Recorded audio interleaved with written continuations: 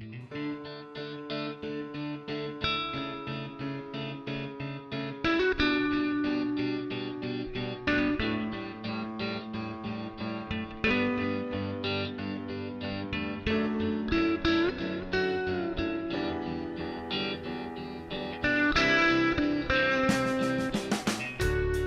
maison du Charolais a été créée en 1999, donc dans des locaux qui existaient déjà, parce qu'à la base c'était uniquement un restaurant et des salles de séminaire depuis les années 1980. En 1999, on a un conseiller général, Jean Dussert, qui est parti à Gruyère en Suisse, qui a visité le musée du Gruyère et qui s'est dit pourquoi pas ramener l'idée au niveau du Charolais brionnais et donc créer un musée sur l'emblème du Charolais, la charolaise.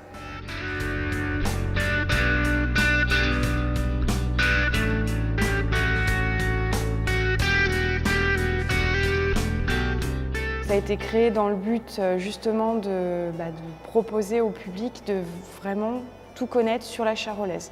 Comment elle est élevée, comment se passe toute la traçabilité en France, donc que ça soit la phase abattoir, la phase après dans la cuisine, parce qu'on fait des erreurs aussi, que fait un éleveur tout au long de l'année, donc valoriser aussi le travail de l'éleveur parce qu'il est très important au niveau justement de la qualité de la viande, et aussi tout ce qui est bocage et paysage, parce qu'il faut savoir qu'en Charolais brionnais, on a justement un terroir qui fait qu'on a une AOP, le Charolais, enfin le bœuf de Charolles.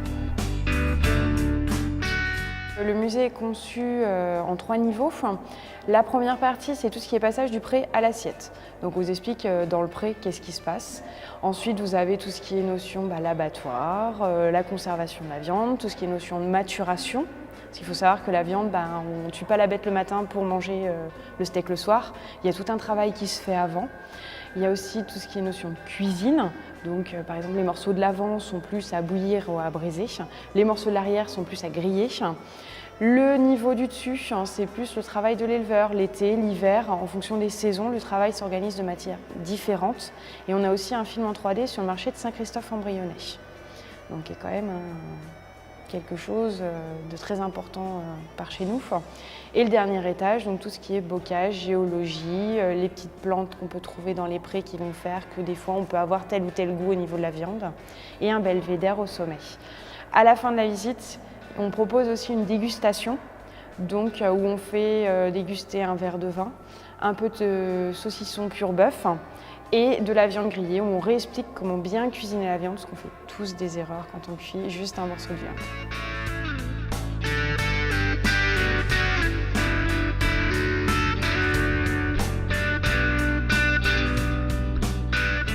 L'événement qui va arriver, c'est la nuit des musées, où on va avoir justement une intervenante du pays charolais, Dominique Fayard, qui va venir expliquer, faire une rétrospective de l'histoire de la charolaise. Pendant l'été, on va avoir des visites théâtralisées avec un comédien qui vient. On a 2 dates durant l'été, une en juillet et une en août, qui vient donc faire une visite différente de celle qu'on a l'occasion de faire à la Maison du Charolais. On a toutes les animations enfants, donc que ce soit le hamburger, le bonbon charolais qui va être à cuisiner. On accepte aussi les adultes, cette année c'est la nouveauté, les parents peuvent venir cuisiner avec leurs enfants. On va avoir aussi une visite du bocage, une personne qui est passionnée par tout ce qui est botanique, Diane Laurie, qui va venir et qui va faire des randonnées dans le bocage avec des personnes, et à la fin on leur propose un panier gourmand.